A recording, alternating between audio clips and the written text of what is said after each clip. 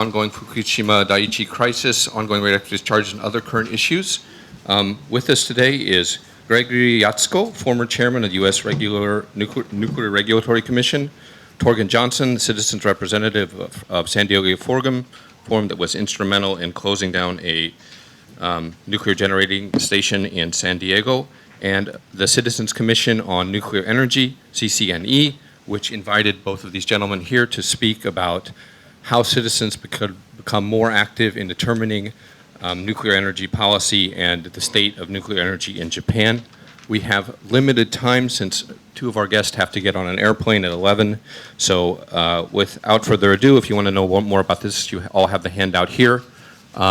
First speaking is Mr. Gregory Jaczko, who was the former chairman of the U.S. Nuclear Regulatory Commission, followed by Torgen Johnson, and then followed by Tetsuro Tsutsui, and then we will take questions and answers. Mr. Jaczko, please go ahead. Thank you. Well, thanks, Jake. It is a real pleasure to be here to address you this morning. I've had an opportunity over the last several days to visit with a number of different people here in Japan and hear about their concerns and issues dealing with nuclear power in the aftermath of the Fukushima Daiichi accident.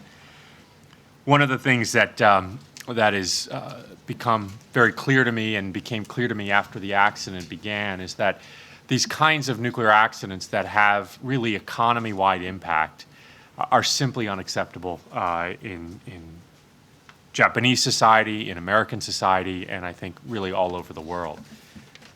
So it gives us an opportunity to take a step back and figure out how we go forward and how we ultimately move forward in a way that eliminates the possibility of these kinds of accidents. And one of the keys to that certainly is the active involvement and engagement of the public. Decisions about nuclear technology are often controversial. They are often very difficult, involving sometimes science that has limited consensus among technical experts. And so it's incumbent to fully engage the public and be active on the part of the government, on the part of the utilities, on the part of the citizens, to be active participants in this endeavor. We know what the impact of the Fukushima Daiichi accident was. It's 160,000 people evacuated from their homes, most of them still to this day. It's a significant land contamination event, and it's an event that, at a minimum, estimates have shown will impact the Japanese economy on the order of about 500 billion US dollars, right? I think if I do my math right, that's 50 trillion yen. And it's an accident that will leave a legacy of cleanup and decontamination and decommissioning that will last for decades. Now, there has been a lot of interest lately, internationally certainly, and I've seen that in the United States, about the efforts to deal with water contamination at the site, a combination of problems from tanks that are storing contaminated water and groundwater migration through the site. All of these issues are extremely significant, but they are just the beginning of the work that will need to be done. Over the next several months, there will be activities related to removing fuel from the Unit 4 spent fuel pool. This is also a very significant activity from a safety perspective. So there's a lot of activity and there's a lot of work to be done, and much of that is extremely safety significant. So that's why it's so important to have the public fully engaged. There will invariably be setbacks in this work, and it's important to have a good dialogue and a good debate, not only to be able to communicate these setbacks as they occur, but ultimately to be able to solicit and get the best advice and recommendations about how to move forward with many of these issues. Every time I come to Japan, I'm amazed by the spirit and the creativity and the hard work and the ethic of hard work of the Japanese people. And I think it's extremely important to utilize all the resources that exist in Japan to work on solving these challenges, because they are ultimately unprecedented. The accident at Fukushima Daiichi has left a legacy of contamination that is very different from any other radiological disaster that has happened in the world.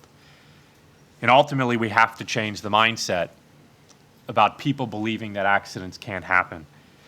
Before the accident, too many people believed in that mindset. And that's part of the challenge and part of the important need to change as we go forward. Fundamentally, as I've looked at this accident and as I've talked to people in communities that surround nuclear power plants in the United States, in Japan, it's become clear to me that we need to think about safety in a whole new way. We need to think about nuclear technology being used in a way that it cannot lead to evacuations. It cannot lead to land contamination events. This is something that we wouldn't accept in any other kind of technology. And even though these events are anticipated and expected to be extremely rare, they still can happen, and they did happen at Fukushima Daiichi. So as we go forward and we think about nuclear technology and the use of nuclear technology, it's time to completely remove the possibility of severe accidents. That means a whole new way of looking and thinking about nuclear technology, and it may mean rethinking the reactors that are currently in operation today. So as I've met with people and attended public meetings over the last several days, I've challenged the people that have come before me to be active participants, to be actively engaged in the work that is going to be needed to be done in Japan to address the issues with Fukushima Daiichi, to address the very difficult decisions about restarting nuclear power plants in this country. So I'm really thrilled to be here with Torgen Johnson, who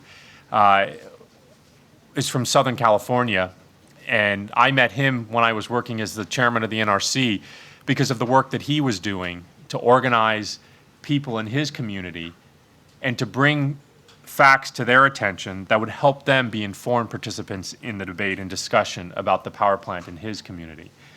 And I'm especially pleased to be here with Dr. Tsutsui, who has a tremendous background and has ideas and thoughts about how to address and tackle the challenges of Fukushima Daiichi.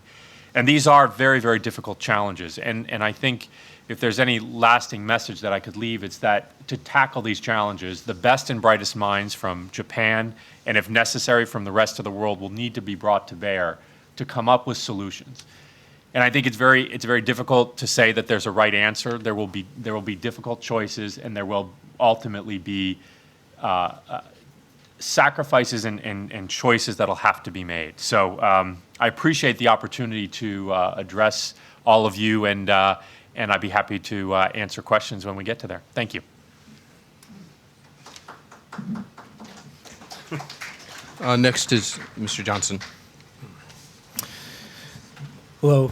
Thank you for this opportunity to address you in a poetic way. This trip is a full circle. It started with us watching from California the March 2011 disaster unfolding on television and wondering what this meant for Japan. And 3 weeks after the first explosions, we were detecting radiation in the milk we were feeding our children in our house in San Diego, that plume had reached the West Coast and was uptaken through bioaccumulation in the dairy industry, 5,500 miles downwind. I think at that point, my views on nuclear power had shifted from being very supportive of the technology to being more wary and wanting to know more about what these disasters mean to society. So in the process of observing and learning about the Fukushima disasters, it was unfolding. We turned when I say we, it was a number of community groups from San Clemente, California, and up through Orange County, all the way up into Los Angeles County, down to San Diego County. It was a number of people. It was a loose coalition of concerned citizens and professionals, include doctors, attorneys, medical experts, people in elected official positions. All of us were starting to tune into this issue at Fukushima, and then redirected our attentions at the San Onofre Nuclear Generating Station, which happens to be about 30 miles upwind of our house. And so over the course of 2.5 years, we organized the public and elected officials from local level to state level, all the way up into the federal level, to take note of the public's position on the risks and benefits of nuclear power, that the public was growing wary as we were watching things spiral out of control at Fukushima. And a number of us in these coalitions based out of San Clemente eventually put together a series of city council meetings and started to engage our elected officials. And what we're sharing now in Japan is that technique of inclusion, because the public in California included a number of specialists. Some of the people that were part of our group included the man that designed the containment structures, the chief engineer, that designed the containment structures at San Onofre. We had people inside the power plant speaking to us. We had a number of experts that became involved in this broader public discussion. So it culminated with an event on June 4th, which was precipitated earlier by a long and drawn-out, very complex legal battle that Friends of the Earth, U.S., was waging in Washington against Southern California Edison, the owner of the San Onofre Nuclear Generating Station. And as the lawsuit was unfolding, we decided at the public level to organize a conference. We invited former Prime Minister Naoto Kan and former chairman of the U.S. Nuclear Regulatory Commission, Dr. Jaczko, and independent nuclear expert Arnie Gunderson, and past NRC Commissioner Peter Bradford, to join the public and open up a public dialogue about the risks and benefits of San Onofre. And it was a very successful conference. I know there are a number of issues that led to the closure of San Onofre, but one of those forces was the public getting involved in the decision-making process and putting pressure on regulators, local officials, state and federal officials, to take the public's concerns and their concerns for their safety at heart, and really acknowledge that the public is the key stakeholder in these disasters. The public, especially right around the power plant, are the first victims. They're the first ones to lose everything. For many people, losing their homes, that equates to personal financial ruin. And we started to raise these discussions in these meetings that we were having. So the outcome after that conference was a decision by Southern California Edison 3 days after our conference to close the facility for good and decommission it. The Japanese, who we've been in close contact with, asked us to come to Japan and talk to them about what we did and how we organized the public. It was a very professional and symbiotic kind of relationship that we had with our elected officials, and I think the Japanese public wants to do the same thing here now. They want to have a clearer voice. I think it's a healthy thing in planning.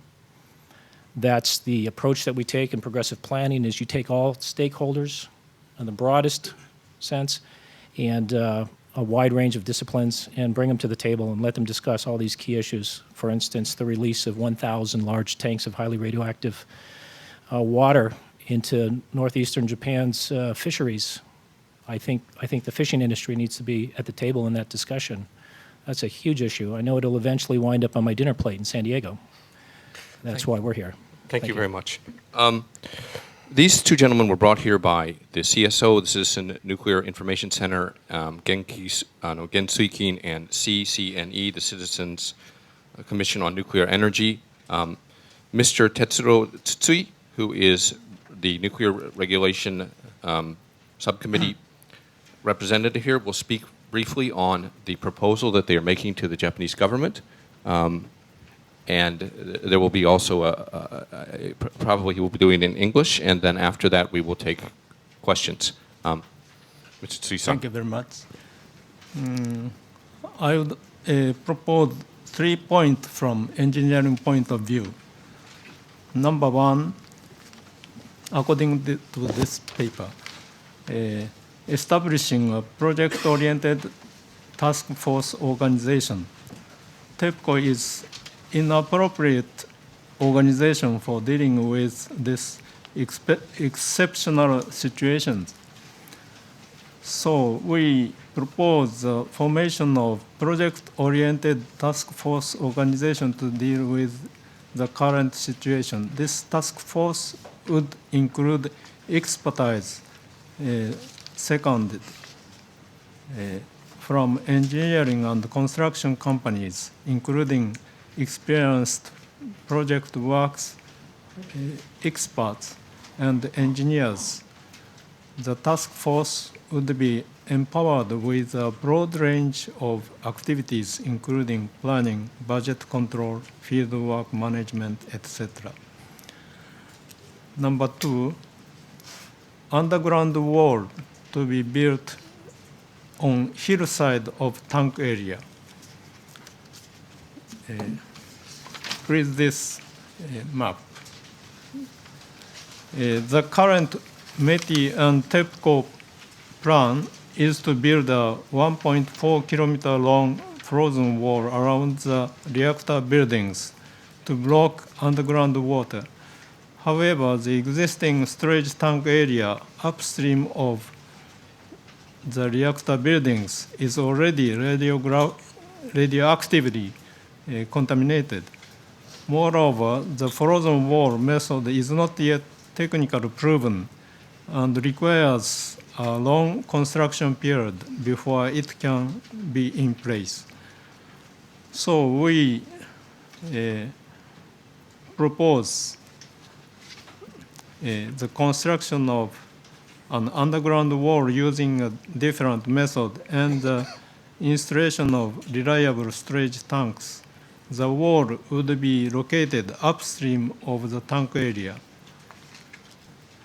The tanks constructed would be 100,000 ton class reliable storage tanks with maximum total capacity of 800,000 tons. The advantage of building the wall upstream of tank area is that it opens up the possibilities of utilizing proven technology, the mobilization of many skilled operators of heavy equipment under less worker loads, and mobilization of many such heavy equipment simultaneously because of a large working space. Point C, plans for removal of debris should be cancelled. The current METI and Tepco roadmap states that the removal of debris will begin 8.5 years after the accident and be completed 20 to 25 years after the accident. We propose following alternative. The contaminated water problem should be resolved. Spent fuel in the spent fuel pools should be removed as planned. Then we propose that the water cooling of the damaged reactor cores should be continued until the decayed heat is reduced sufficiently for natural air circulation. Subsequently, the equipment and building areas selected for isolation should be covered with concrete. This proposed method can avoid many uncertain difficulties which would arise in the METI Tepco plan, including plugging an uncertain number of cracks on the pressure containment vessels, the need to develop methods to break up the blocks of debris and remove the pieces of debris, the extensive radioactive dose to workers, the huge financial expenses. That's all. Thank you. Before we take questions, Mr. Tsutsui-san, has this been submitted to the government yet, or are you planning to submit it in the next few days, this urgent request? こちらの提案書というのはすでに日本政府の方に提出済みですか、それともここれから提出する予定ですか。Tomorrow we will submit to the parliament members. Okay. Well, this will be submitted to the Parliament members tomorrow, assumingly in Japanese and English. All right, now we're going to take questions. I would ask that you please not give speeches and just give questions. Go ahead. Please identify yourself when you ask the question. Yes, hello. My name is Daniel Leusink. I'm a freelance correspondent with the Dutch financial daily at Financiële Dagblad. I've been based in Japan for 6 years. My question is for Mr. Jaczko. You may have been asked this before, but what do you think of the way former Prime Minister Naoto Kan got the nuclear accident under control? And to what extent do you think he was a hero? I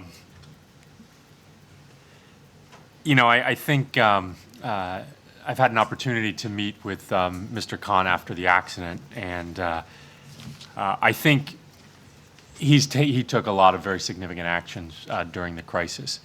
I think people who work in government, it's their job to take the right actions in a crisis. I don't think that makes you a hero. I think that's your job, and I think he did a lot of things right. When you have a crisis like what happened in Japan, it's a very, very difficult situation. You're faced with tremendous uncertainty. And the more I think I hear about what he did, I think the more people in Japan will value the leadership that he demonstrated. Because there were a number of very significant crises that he managed. It was not only the nuclear accident, but it was responding to the humanitarian crisis of a tsunami that had devastated a region in Japan. So I think the more that people know and learn about what he did, the more that they'll think he did a fine job in reacting to the accident. I'm not one to label people's actions, but I think he dealt with a lot of challenges, in particular getting information from Tepco and kind of breaking through, well, I think the term that's been used here is the nuclear village. And he had to break that down. And once he did, and he established some very good methods then for information sharing, he put Minister Hosono in charge of kind of dealing with the immediate accident response, and I think that was a tremendous leadership decision on his part, and it really put in place a formula and a mechanism for information sharing, for decision making that ultimately brought this situation under control. So I'm really very impressed with what he did and how he responded in a very difficult crisis.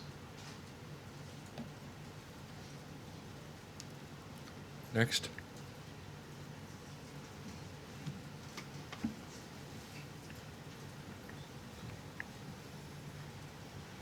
Rudolf ten Hoed, European Energy Review. Mr. Jaczko, if I heard you well, you're not talking about outphasing nuclear energy.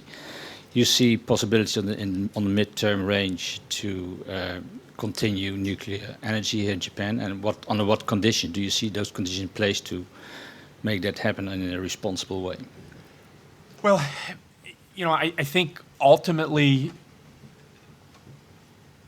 if I look, maybe I'll start at the long range and work back. I would say, 100 years from now, I would certainly like to see a Japan that doesn't have to deal with nuclear energy challenges. I think given the nature of the country, this is a technology that poses significant risks. And unless we develop a new generation of technologies for nuclear energy that kind of meet this standard that I've talked about, which is the elimination, not just the reduction in the risk, but the elimination of the possibility of a severe accident. I see that as a technology that is just not viable in Japan or really anywhere else in the world. And I think nuclear technology is expensive. It poses, these high consequence, low probability hazard challenges, which are really unnecessary. When you look at what happened around the Fukushima Daiichi area, it's simply unacceptable. This is a technology that was there to generate electricity. and the impacts on the community are just, astounding. I mean, imagine being removed from your home for an indefinite period of time. I mean, that is a personal tragedy that I don't think any of us can fully appreciate unless we've had to go through with it. So, the only thing that ultimately weighs into the decision is how do you replace that power in the short term? And I think that's where the focus and the energy needs to be right now, is coming up with ways to do that without nuclear, if possible. And I hope and I believe that there are ways to do that. And I think that's where I would see the Japanese people putting their resources and their energy is on coming up with those technologies. If they exist, deploying them. If they don't exist, developing them. And I think the Japanese people have the ability to do that and have shown that as they've dealt with tragedies, over their history. So, ideally, I think you would not restart any of the reactors. That may not prove practical. If any of the reactors are restarted, there needs to be a thorough public debate and a public dialogue to ensure that those decisions have as much buy-in from members of the public as possible. Because if they don't, it's not going to be successful in the short term until you can then ultimately move to whatever technologies will replace it in the long term.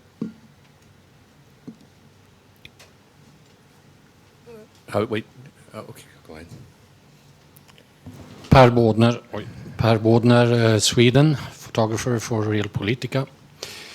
I wonder, can you elaborate on this technology that is planned to put Fukushima plant on ice?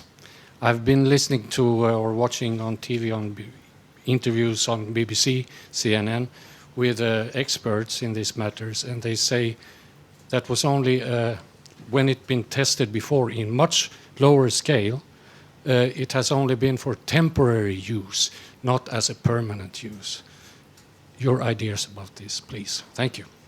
Well, I'll say some things, and if Mr. Tsutsui wants to comment too.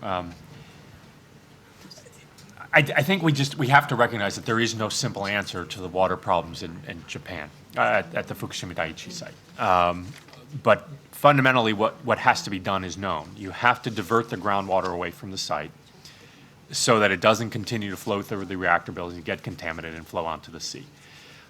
Or if you can't divert it, you have to prevent the water from getting to the ocean, getting to the sea. So, there are a number of proposals, the ice wall being one. I can't say that I have any particular experience with technology like that. Actually, I don't. So, I can't really say that I can pass judgment on it. My initial expectation is it will be extremely difficult. It will likely have challenges and have limited success, or have weaknesses and have some degree of failure. I would expect. I mean, almost any system you design and develop does. So, I tend to believe that the simplest solutions are often the best. That one seems to be a more complicated solution. But I think right now what has to happen is people have to put ideas on the table, and those ideas have to be discussed to ultimately come up with the best approach going forward. But there will not be a right answer, just like there was never really a right answer during the accident itself. I mean, very early on, there was some technical disagreements between the NRC and the Japanese government about to what degree several of the reactor buildings should be flooded. There was reasonable concern on the part of the Japanese that flooding those reactor vessels and reactor buildings would lead to greater leakage in groundwater. The NRC perspective was that you fundamentally had to get the reactors under control to reduce the airborne contamination. So there was no right answer in that action. There was a choice, and you dealt with the consequences. The continued use of water obviously has its consequences, and that is the continued outflow from the reactor buildings, which is mixing with groundwater from the hillsides and contaminating. So, I don't think at this point you can just really say one technology is going to work and one isn't. I think right now you really have to begin exploring every option and consider it. But it will be new, whatever is done, and it will likely be challenging, and it will not likely work as well as anticipated. Mr. Tsutsui has some comments on this as well. Mr. Tsutsui, could you explain your academic background a little bit so that people understand what level of expertise you're coming from? まず一番最初に筒井先生のご自身の今までのアカデミックな経験ですとか肩書きなどを。私はペトロリアムリファイナリーとかペトロケミカルプランツのコンストラクションのエンジニアリングマネージャーとかプロジェクトマネージャーをやってきました。したがってその原子力そのものには詳しくはありません。しかし水の問題なんかは特別その原子力であるからという特別な問題でないので、私の意見をグループの中で議論しております。So my personal background is that I have been working for many years as a construction manager and project manager in petrochemicals or petroleum refineries and so on, with a background in mechanical engineering. And so in this aspect, while I am not an expert in nuclear energy itself in terms of the plant construction and so on, and particularly including the issue of water, this is something which is a common issue to the other plants which I have been working in the construction on as well. And so with this background, I'm a member of the Experts Commission working on the citizens side. それでフローズンウォールについてその私は深い知見はありませんが、それがまだ十分に大きな規模で経験されているということがないので、その点の懸念を感じております。それで。In regards to the technology of the frozen wall, again, similarly, while I don't have personal deep experience in this actual technology itself, we harbor concerns in regards to this because of the fact that it has not been tested particularly on the kind of large scale or long-term scale that we are talking about for this situation. それでテンポラリーであるか長くずっと使えるかっていう点についてはっきりしたお答えを申し上げることはできません。And so in that respect, it is not possible to say at the moment whether this will only be a temporary solution or if it is something that can be considered for the long term, given the current expertise with this. それで本日ここで申し上げた私のプロポーズはプルーブされたコンベンショナルな技術で早くそしてあまり障害がなく、つまり今計画されている場所は建物の近くでいろんな障害があるので時間がかかると聞いておりますので、そういう障害がなく早く確実に作る方法というつもりで提案を申しました。And the proposal of the recommendations which I have shared with you today from our commission, the basis for this is rather than using these untested methods, but relying on more proven conventional methods which have been experienced in other cases and which can be implemented faster with less obstacles or challenges to putting forward or implementing these proposals. For example, we hear that in the current existing plan, the talk is about building this all nearer the buildings, and so there are more obstacles in the construction of this and more challenges which would have to be around. So the proposal which we are recommending to the government is based on more conventional proven methods in that respect. Martin?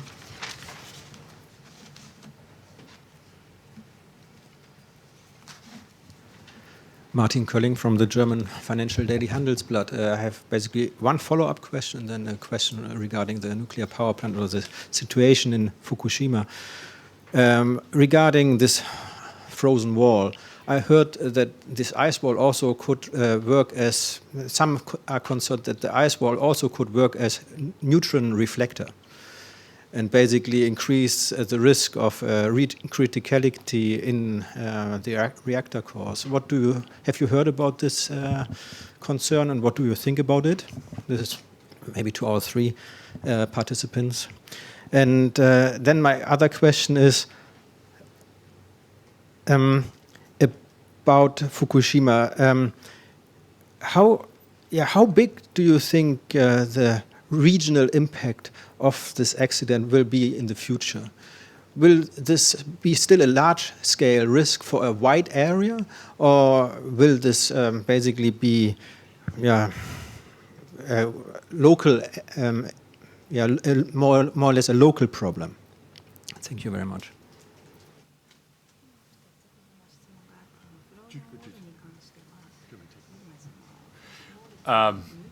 I have not heard of the issue of neutron reflection, and I'm not. My gut reaction is that would not necessarily be an issue. I mean, you have water at the site, but I would be skeptical that would be an issue to be concerned about. But I mean, certainly, I'm sure it's something that should be looked at if there is a possibility of that. But I would not initially think that that's something that would be of concern. In terms of the overall impact of the accident, I mean, that, ultimately, I think it becomes a question of resources. So in principle, you can clean up and you can decontaminate and decommission everything, essentially back to the reactor buildings predominantly. It simply becomes a question of cost. You can remediate soil, you can move soil, you can clean, decontaminate buildings, you can remove all of this material. So it just becomes a question of how much cost you want to incur and how much dose you want to incur. And that is a very, very difficult question, but that will determine the extent, really, that this accident will have in the future. And I think, my expectation would be that it's likely to continue to be somewhat of a, quasi-regional impact for decades to come. And, and once you disturb a community, it's very difficult to repopulate a community. People have moved on. They have to take new jobs and develop and create new communities. To then say, 10 years from now to people, well, why don't you go back to your home that you had 10 years ago, is just not realistic. Because maybe none of their friends will go back, and none of the doctors want to go back, or none of the, the car dealers want to go back. You can't recreate a community that easily after such a long period of time. So I think you'll see it will be difficult to recreate those communities that were evacuated because of just the longevity of the evacuation. One question, I'm just going to throw out a question here. What is your assessment, Dr. Jaczko, of the state of the Fukushima accident? Is it an ongoing crisis? Is it Japan declared cold shutdown in 2011, yet every day they're still pumping water into the ground, and in June, radioactive steam was caught coming from the ground. Is it really cold shutdown, or is there still some sort of ongoing nuclear reaction happening? What would you assess the situation at Fukushima right now? Yeah, I would say it's an ongoing challenge. It's not an ongoing crisis, and it will be an ongoing challenge for decades. In terms of the reactor safety itself, there does appear to be sufficient cooling. Recriticality does not appear to be a problem or an issue of concern. So, but that in itself creates problems, because the need to continually provide water cooling creates this issue of continually contaminating water.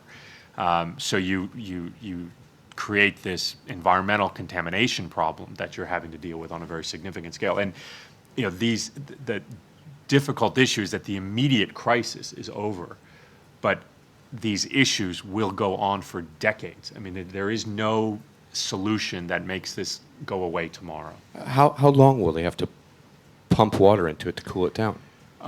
Years before they get to a point of being able to air cool. It'll depend to some extent on the fuel configuration, depending on how much, depending on how the fuel has melted, to what extent it can be cooled by air.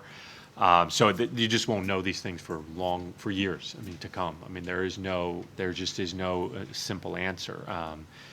And that, that is, I think, the difficult issue to confront, is that, to some extent with cold shutdown, and I actually came out here in December of 2011 as they reached the cold shutdown phase, and that was a very significant milestone because it definitely reduces the concerns from the fuel and the airborne contaminations when you get to cold shutdown.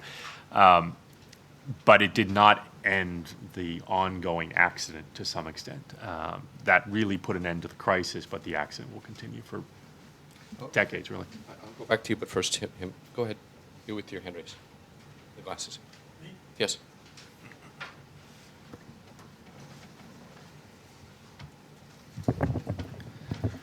My name is Crowell from Nuclear Intelligence Weekly. Would you recommend to the Japanese that they set up something similar to the United Kingdom decommissioning authority to take into hand not only the Fukushima units, but the several other units that have already been announced slated for decommissioning, Hamaoka 1 and 2, 5 and 6 at Fukushima, some of the plants in Fukui Prefecture that are old and sitting on possibly active faults? Well, from what I've seen, the government has engaged more in the direct cleanup activities. Ultimately, in my view, Tepco is the responsible party for this accident, and Tepco needs to be held accountable, and part of that accountability means being responsible for the cleanup activities. Now, I think there needs to be a strong oversight element on the part of the regulators and on the part of the government to ensure that they do that in a way that ensures safety. But, my personal philosophy is you need to hold accountable, in particular, private sector entities that have accidents like this, and turning to a government corporation to assume the responsibility for cleanup absolves, I think, a private corporation of the responsibility to do that, and it's not something that I think would be consistent with that principle. But clearly, Tepco has had challenges. Clearly, there needs to be significant oversight of the work that they do, so that ultimately public health and safety is assured. And if in the end it's determined that Tepco cannot be, then there may need to be a new entity to take over specifically those decommissioning activities.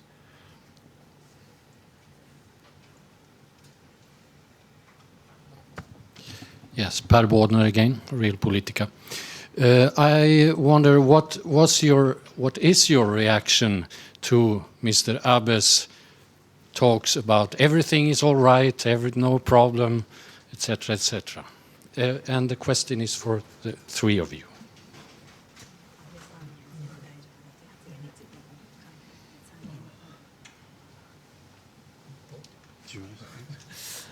Uh,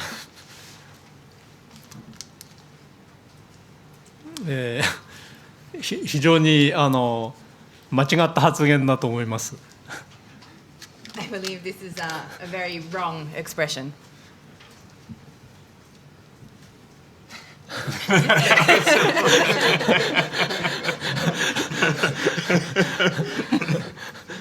Well, look, I mean,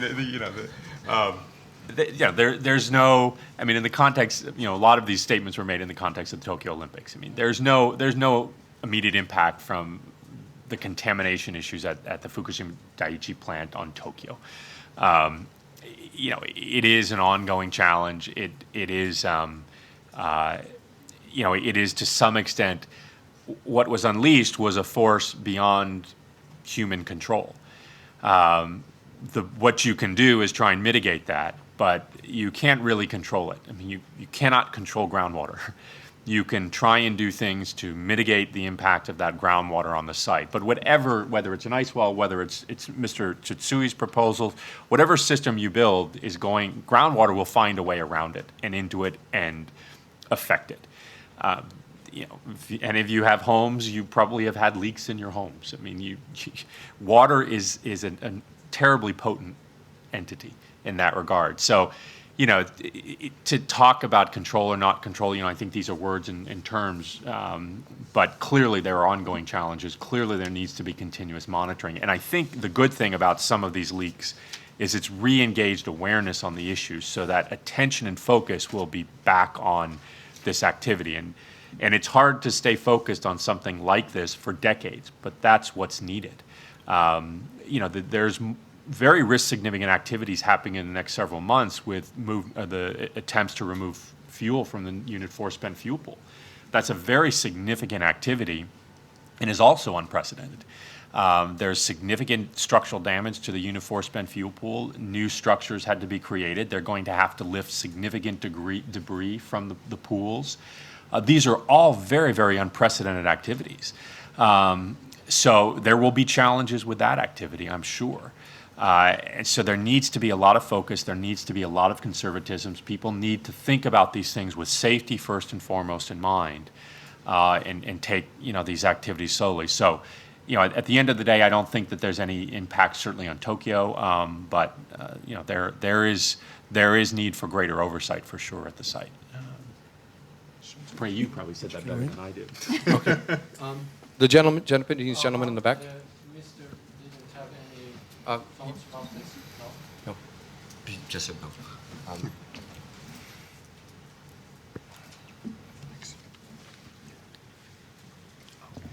Thank you very much. This is Masa Ota with Japanese Wire Service Kyoto News. Dr. Jaczko, I would like to ask your view on the nuclear waste disposal problem in this country. You have your own problem in your backyard, and we have in Japan 40 metric tons of separated plutonium already, but the ongoing process of the nuclear power plant is going to be accumulating more plutonium in the future. Would you have any good prescription for Japanese public and the Japanese government to deal with this nuclear waste problem of this country? Maybe a temporary storage or direct disposal would be a good option for the future. I would like. Temporary storage or direct disposal. Yeah. Could you make any comment on that? Thank you very much. Well, I think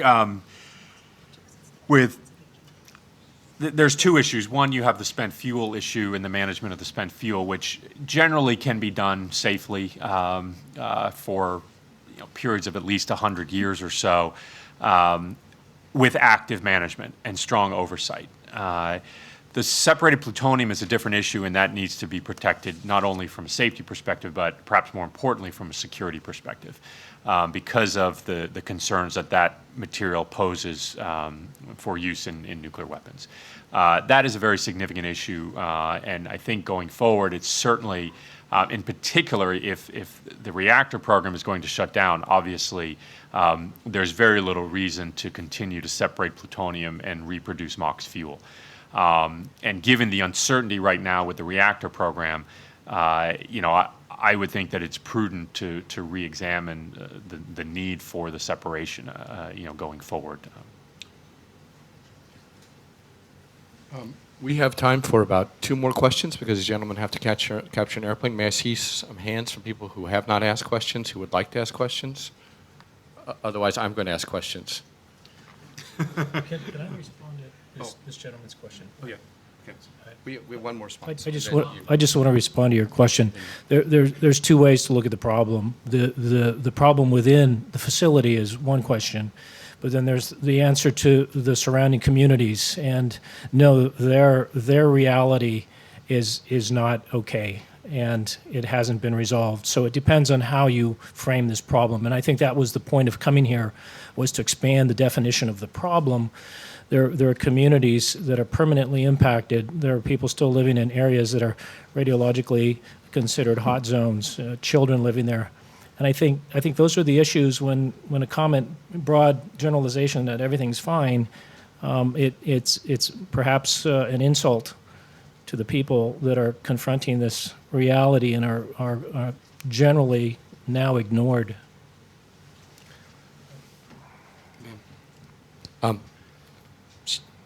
No speeches, please. It's just a question. My name is Maria Yamaguchi with AP. I would like to ask Dr. Jaczko a question related to the contaminated water situation. You mentioned a little bit earlier that there was some discussion how much water should be put into the reactors at the very beginning between the U.S. and Japan. Was there a clear awareness of the situation like this happening right now on both sides?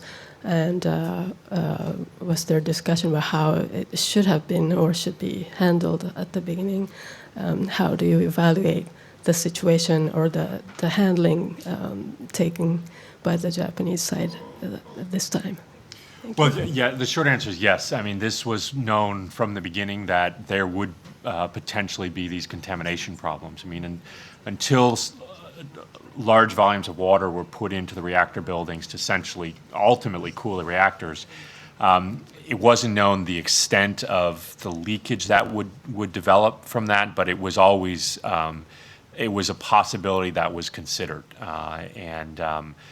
There were early plans to drive these metal plates into the ground to kind of form a seawall to prevent groundwater migration. I believe those plans were never implemented because of inability to properly put those plates in without causing other damage. So, you know, it's been known for a long time that this would be an issue.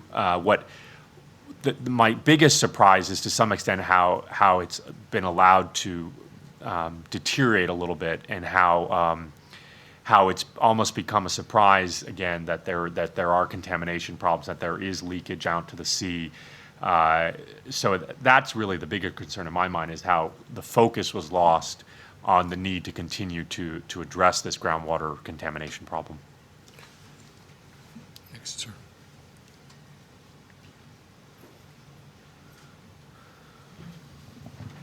I'm Rick Weisbert. I have a scientific editing and translation service. So it's clear that vested interests have a very big voice in decision-making about these kinds of issues. And even in the United States and Japan, it's difficult to come to consensus about what to do. At the same time, we have major export of nuclear technology and build-out of nuclear energy in a lot of countries that have much less of a democratic tradition. Can you say anything about what the future looks like in countries where there may be more authoritarian control over decisions about energy, and the consequences of building out nuclear energy in such societies? Thank you.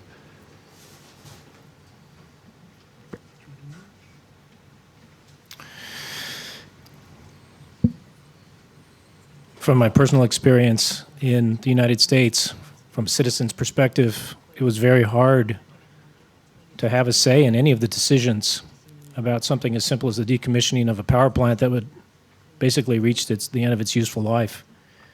The other issue that you just mentioned is a much larger issue. You're talking about proliferation of certain materials, plutonium, so forth. That's a much larger question, perhaps. One of the reasons why I'm here, I have 3 small children. I would like to see us all here in this room open up this dialogue much wider. So my kids aren't addressing this issue 25 years from now. And I think this is the larger public discussion that I think a number of people in Japan want to have right now. It's a turning point. This energy paradigm shift has with it also a weapons component to it, which is a bigger discussion beyond myself and the public, but the public needs to be at the seat, absolutely. I don't think the public wants to see this technology proliferate in a way that we lose control of this material by it winding up in the hands of unstable governments.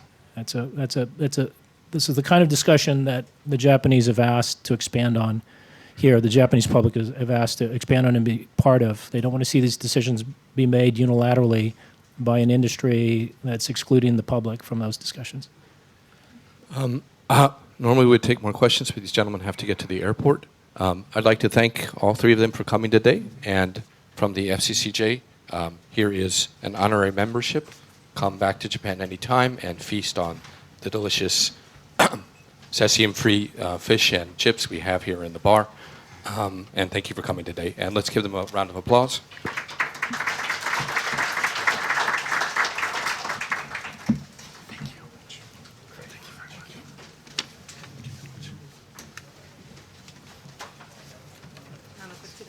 I would ask you to remain seated while the gentlemen exit and are mobbed by people waiting for them. Thank you very much.